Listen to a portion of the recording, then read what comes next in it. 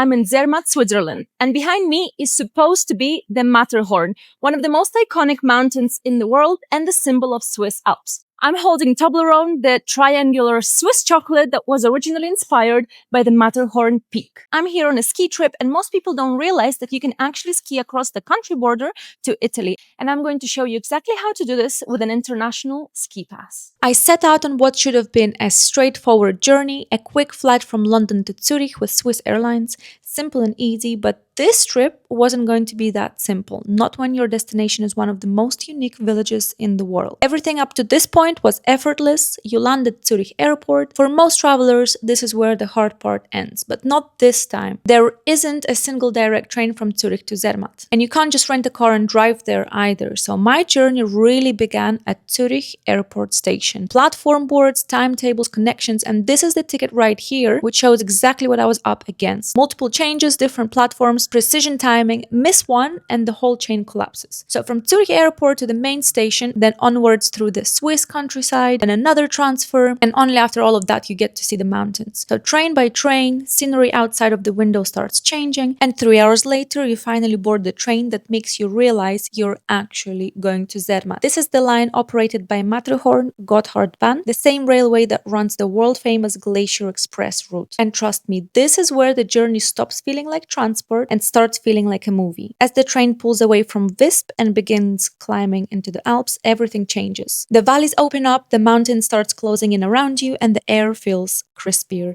You can actually open one of these windows halfway down and get a better view. And here's a tip you'll thank me for later. Sit on the left-hand side of the train, facing the direction of travel. On the right, you're closer to rock faces and hillside, but on the left, that's where it all opens up. Wide valley views, traditional Swiss villages, wooden chalets scattered across the landscape. It's the kind of scenery that makes you stop scrolling, and the higher you climb, the more dramatic it gets. You think you've seen the best view, but then the train turns a corner and somehow it gets even better. And just like that, we've arrived in Zermatt railway station. And the first thing that you notice, it's quiet. That's because Zermatt is completely car-free. No regular cars are allowed in the village, a rule put in place to protect the air quality and reduce noise. Instead, you'll see these small electric taxis and hotel shuttles everywhere. This one's ours. Our hotel transfer included an hour's stay, so we're on our way to our home for the next few days, Hotel Jagerhof. It is a mid-budget 3-star alpine hotel that's also known for its great location, cozy Swiss style, and a solid value in a place where prices can get very high. Now, because I booked this as part of the holiday package on Heidi website, the total I paid covers both the stay in the hotel and the half-board option for 4 days. So here are the prices and what's included. The ski pass I paid separately for, and then just to give you a little bit more context, I checked the same dates and nights separately on booking.com, and the nightly rate almost adds up to what I paid for the entire holiday, which shows how good the package deal can get. Let's cover whether it's worth getting half-board option or breakfast only. The restaurant is serving Swiss and international cuisine. As you're about to see, big breakfast buffet each morning with hot and cold options, lots of variety. Since I booked dinner as well, I didn't have to worry about finding dinner after long days on the slopes. No reservation needed. There is a 4-course menu included daily. You can see some options here. One evening we had fondue as well. And it's time to walk over to the ski shop to pick up my rental equipment. It's just a few minutes away. I pre-booked everything in advance, paid for everything. So for 3 days, the ski equipment is approximately 150 euros. You do have to wear a helmet in Italy because I have an international ski pass. It's a requirement, so even if you don't have to wear one, I still would. I saw an interesting technique to carry your equipment back using poles as a handle. I just strap the boots together, get them over my shoulder, and carry everything back to the hotel like you see in the video. It's only a short walk back, so I head straight to the ski room, and this is where the things get good. They have heated boot racks. It sounds like a small detail until you spend an entire day skiing and you come back with frozen toes. So I leave my boots here to warm up overnight. We'll come back here the next morning for the first ski day.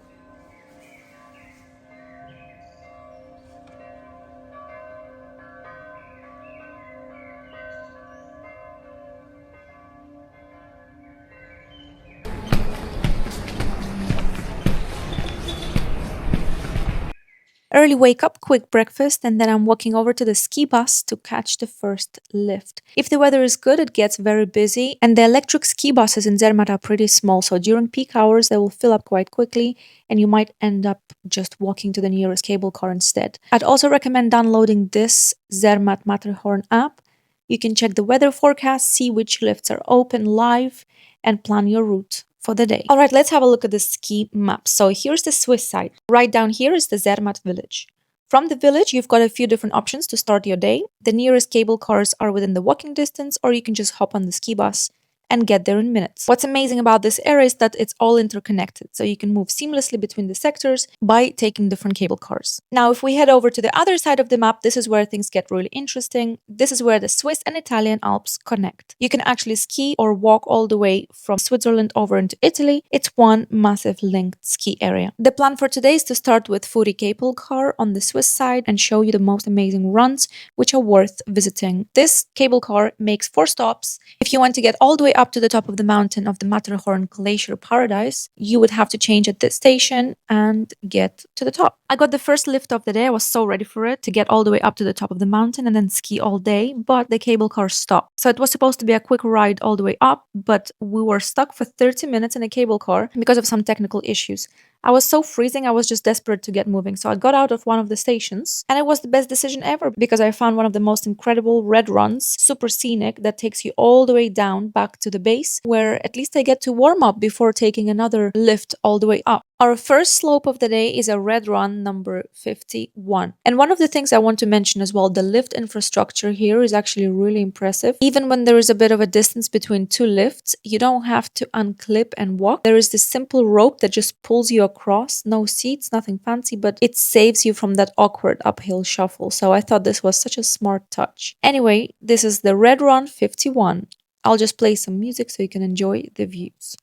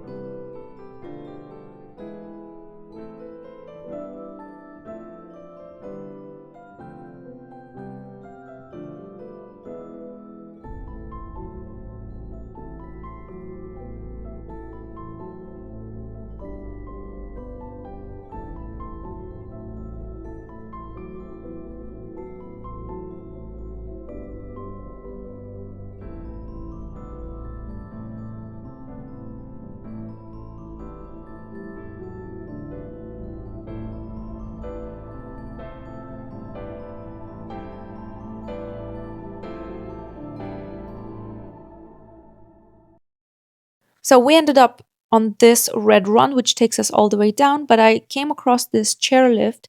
It looks a little bit isolated on the map, but it will take you all the way up and you will get the most close-up views of the Matterhorn.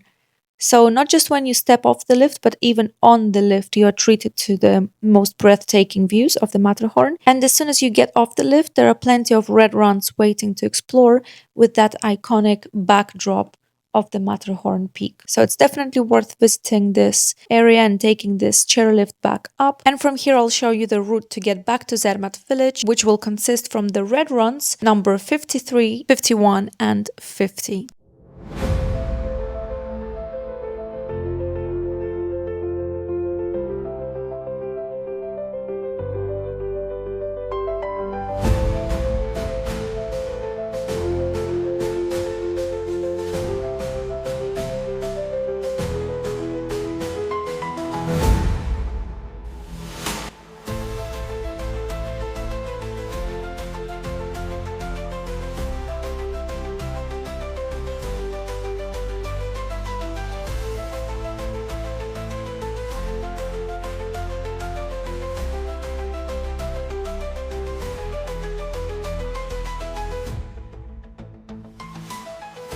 Once you get all the way down, the terrain can flatten out a bit and snowboarders will get stuck here, but not skiers. We can continue cruising all the way up to the Furi lift. This is where we started, so we'll catch this lift, and I dropped out at the first station. So from there, I'm continuing in the opposite direction, still on the Swiss side, and if I'm showing you on the map, we're going right here. There are a lot of blue runs, and there are exhibitions. There are things to do for people who are not skiing as well, so it will be fun to discover. So the next station is Gornergrat. You can reach this place by the Gornergrat railway. This is one of the highest open-air railways in Europe. So at the top you will find the exhibition called Zoom the Matterhorn. We will buy a ticket and check it out to see if it's worth it. So it's like an interactive experience with the mountains and the area. So we'll check it out. I'm taking a slightly different route because I'm skiing. So there is this chairlift which I'm about to take. I can't pronounce it, but I have to wait in a bit of a line. So this queue approximately takes around like 10 minutes, and then we get all the way to the top. So then I have to trust to leave my skis at the very top. I tie them slightly to the fence just so no one accidentally steals my poles, and then I will go and explore. So this is the view you will get from this chairlift.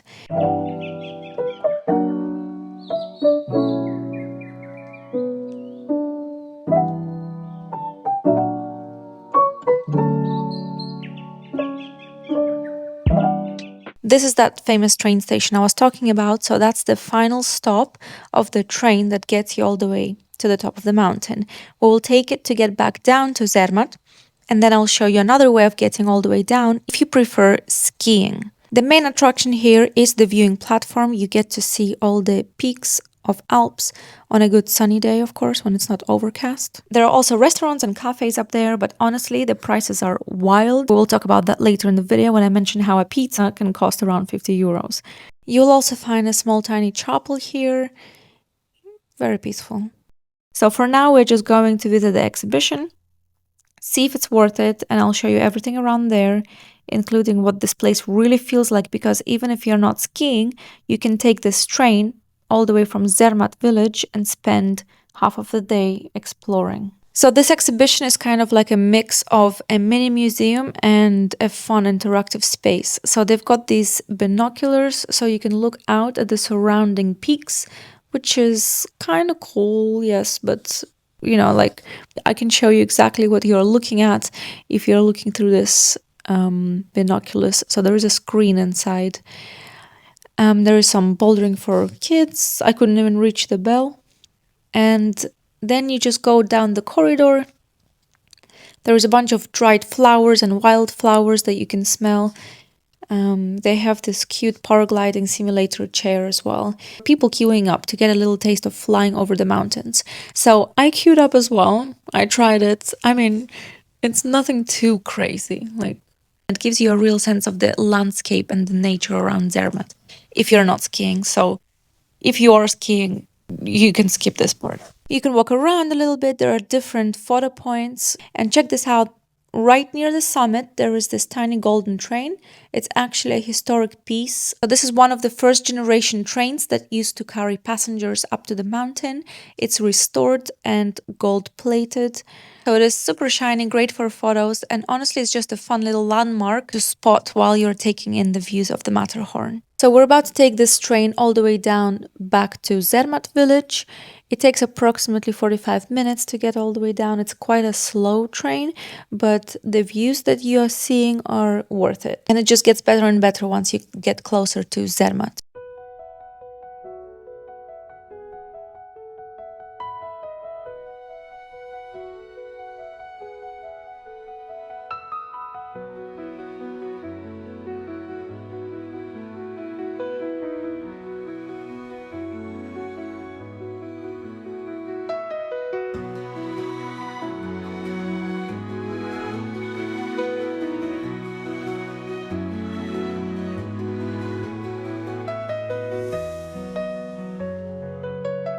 As I mentioned earlier, there is another way to get down other than just taking a train.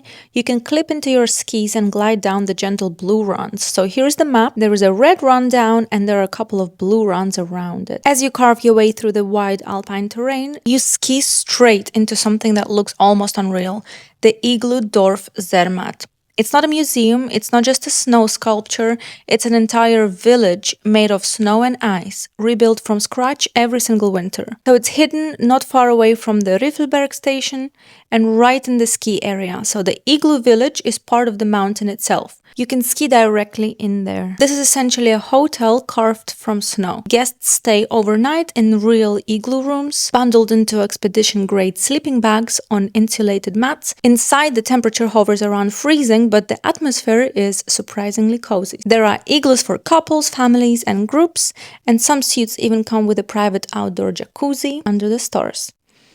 An overnight stay isn't just about sleeping in the snow. It typically includes dinner, often traditional Swiss fondue, guided night activities, and breakfast the next morning. You don't have to spend the night here to experience it. If you're visiting during the day, like I am, you can simply ski in, step inside the snow tunnels, and soak up the atmosphere. Let's have a look at one of the rooms to see what you would sign up for if you were to choose a hotel like this during your ski trip. Let me know in the comments below if this is something you would do, if this is a good choice. And bear in mind, there is no water supply, so you would have to deal with this. During ski season, it's a popular stop for skiers and snowboarders looking for something different. There is a bar serving mulled wine and drinks, food service with fondue and snacks, music playing, and that's unmistakable mountain energy in the air.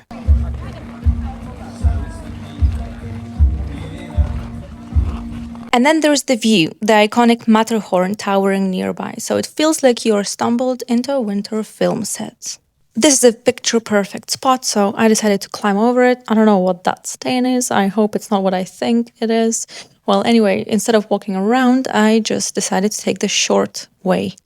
This is where you can just relax and enjoy the Matterhorn view. The Igloo village exists only for a few months each year. So it's not a permanent attraction, it's a seasonal snow hotel, a living, breathing winter village. After visiting the Igloo village, I took the brand new Riffelberg chairlift up, and then I'm going to take the red routes number 29 and 26 to then get onto the next chairlift, Gant. There are signs everywhere, so you have to try very hard to get lost, because you have even access to a digital ski map now on the same app that I showed earlier. So this is the route we're taking. So a small accident on the way down. You need to consider a winter sports insurance before even renting your equipment, so this is a must. And just a reminder as well, it's a legal requirement to wear a helmet on the Italy side. Well, let's have a look what we've got here. It's the red run number 29 and 26 we're taking. Well, it looks very narrow at first, then it widens up a little bit. You can see the mountains very clearly. On a sunny day, of course, it would be a lot better. At least it's not too crowded, so we get to enjoy the slopes without many people on it. And then it narrows down again. And I'm not gonna lie, today it looks a little bit exposed. The trees are completely bare. It's one of those runs that would look insane after a fresh night of snowfall.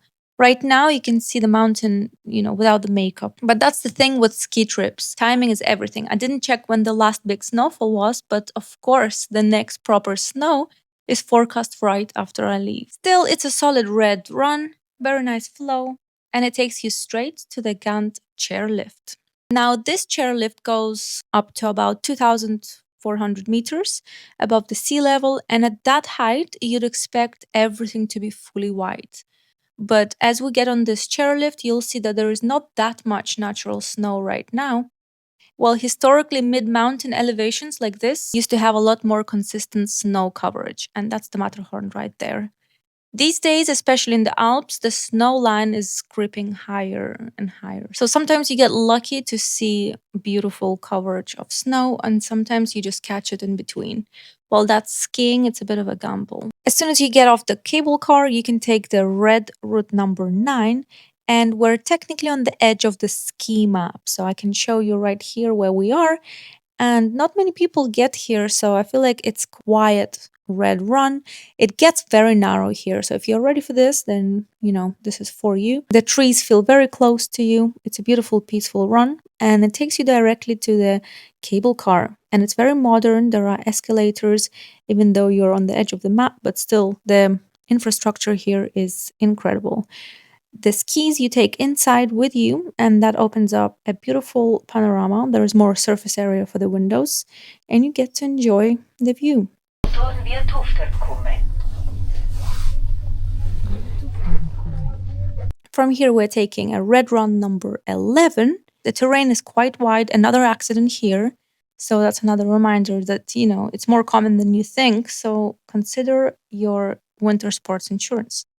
So the red run number 11 is much wider than what we've seen before.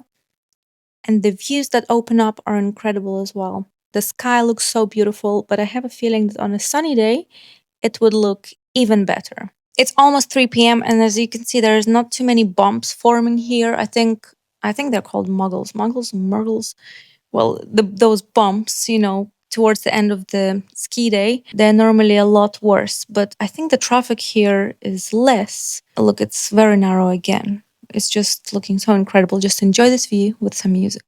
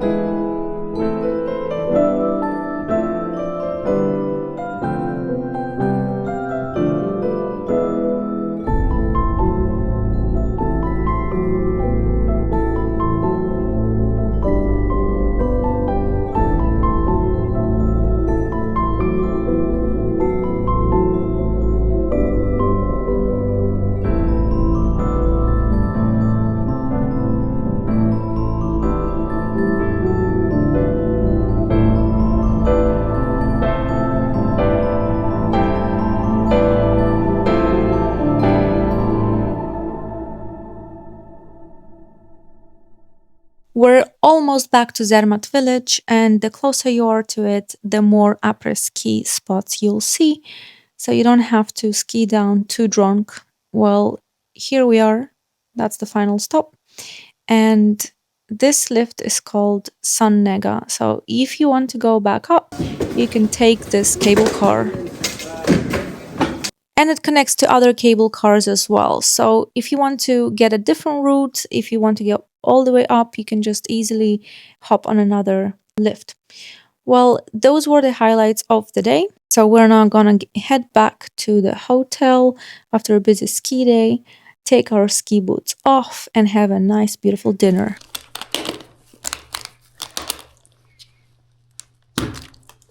I'm about to leave my hotel to show you around Zermatt village. So yes, there is a high street with all the shops and après-ski spots and, fancy restaurants. But you might be surprised, but there is actually a small graveyard right in the center of Zermatt, next to the church and right opposite one of the hotels where all the guests wake up to the view of the cemetery. So yes, Matterhorn is very famous, and this peak is the most recognizable peak in the world, but how did it become famous? We're about to find out. So mostly because of the climbers who lost their lives on the Matterhorn and surrounding peaks. So these are the people who are buried here. Some were local mountain guides, some were young alpinists, chasing a dream, and some were experienced climbers who just misjudged the moment. So not everyone who dies on the Matterhorn is buried here. Many bodies were not recovered, but the cemetery is closely connected to the very first ascent to the Matterhorn in 1865.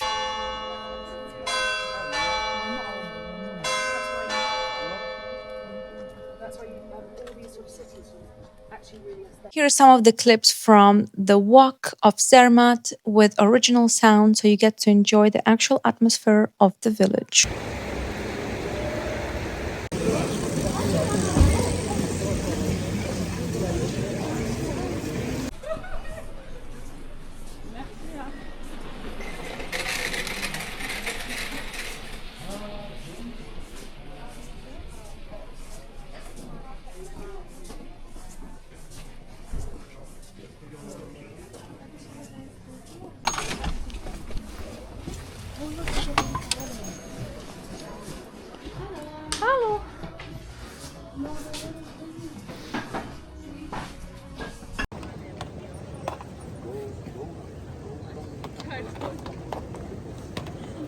You might already expect it, but one of the most irresistible stops in Zermatt to be a chocolate shop. Right here in the main street is the Lindt chocolate store. And the moment you step inside, it's hard not to leave empty-handed. Of course, the Linder truffles are a must try, but the shop also has the flavors and gift boxes you won't find in a regular supermarket. Limited edition chocolates and bright displays everywhere you look. And if you want to peek behind the scenes, there is a screen showing the chocolate making journey from cocoa beans to finished bars. Continuing my walk down Zermatt, I noticed this huge line outside this tiny shop, and of course I had to check it out. It's called Little Bar, and apparently it's famous for making crepes with all kinds of fillings. Sweet, savory, you name it. So definitely something to try if you're in town. You can pause the video to check out the prices. As we discovered before, Zermatt doesn't allow private petrol or diesel cars within the village at all. Only special electric vehicles, taxis, hotel shuttles, and buses, and a few exceptions, operate here to keep air pollution and noise down.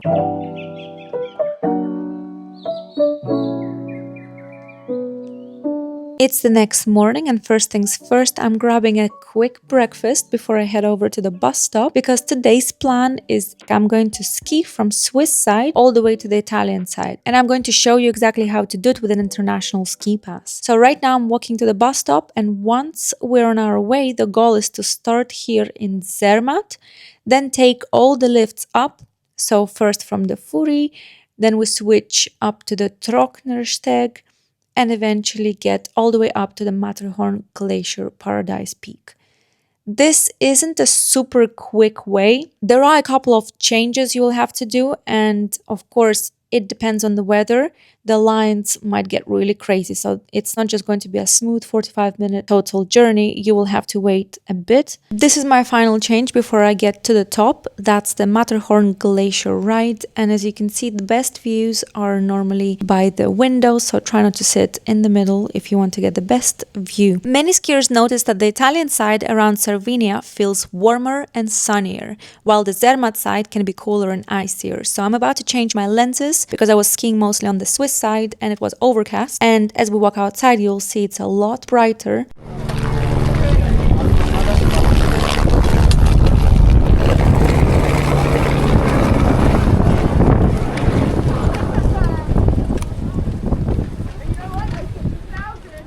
Once you ski over from the Swiss side to Italy, you'll notice the terrain will feel a little different. The runs leading to Italy, like the red run 85 and the blue run 88, on the Swiss side, a lot of the red runs can have a bit more pitch and texture, especially lower down, but the Italian slopes, they tend to be flatter and more gentle. For skiers, that means it's usually a smooth flowing descent with plenty of space to link turns, carve and enjoy the scenery, but for snowboarders, they might get stuck, and it's a bit more of a workout. I'm continuing my way down the slopes 85 and 88, all the way down to this diversion where you can see that if you go left, there is Cervinia, and if you go right, you're going back to the Swiss side, Zermatt, and there are different lifts that will take you both directions. So of course I'm going to go to Cervinia side because I'm going to the famous mountainside restaurant right on the border of Switzerland and Italy. It's one of those moments when you realize that you can literally have breakfast in Switzerland and then your coffee break in Italy.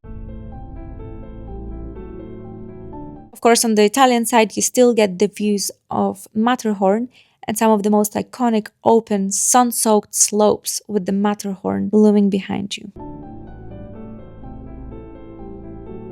Unfortunately, today turned out to be one of those classic mountain days where the wind up high was too strong and the lift connection to Italy towards Cervinia was closed. So because of that, I stayed on the Swiss side and just took a chairlift instead. So I'm taking red runs number 80 and 73. Let's have a look on the map and then I'll show you exactly what the views from this chairlift look like and whether it's worth going there. This red run actually turned out to be one of my favorite runs. You get to pick up some speed, take in the incredible mountain views, and you just don't have to worry about any moguls, sharp turns, people in your way. It's just wide, clear, and fun. I wonder if anyone ever got stuck on the wrong side while skiing. Like imagine you're late for the lift and then suddenly you're stuck on the Italian side and your hotel is booked on the Swiss side.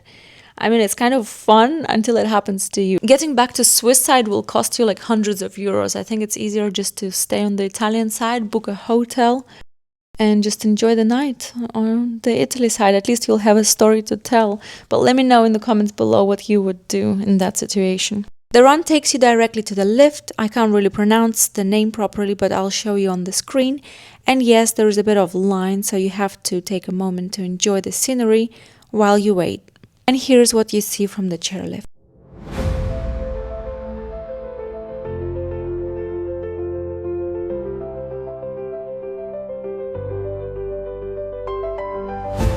I'm basically ending up at the same spot where we left because I took a couple red runs. They were pretty similar to what I showed you before.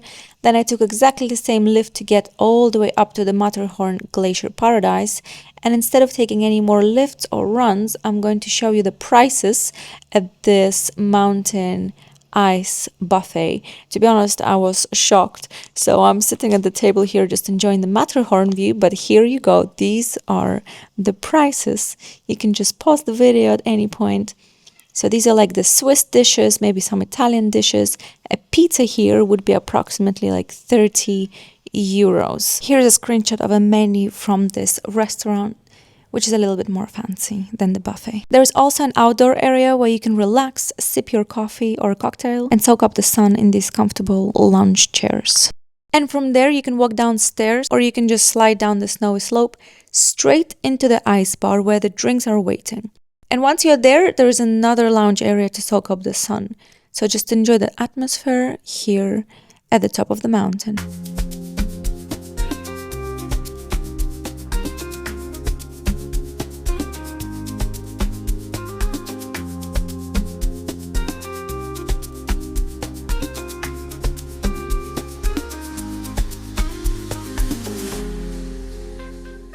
I continued skiing down the red run number 65 and I found this fun little slalom course where you ski around the gates. At first it wasn't about the speed, it's just the fun of maneuvering around, but at the end you get to find out how fast you did it.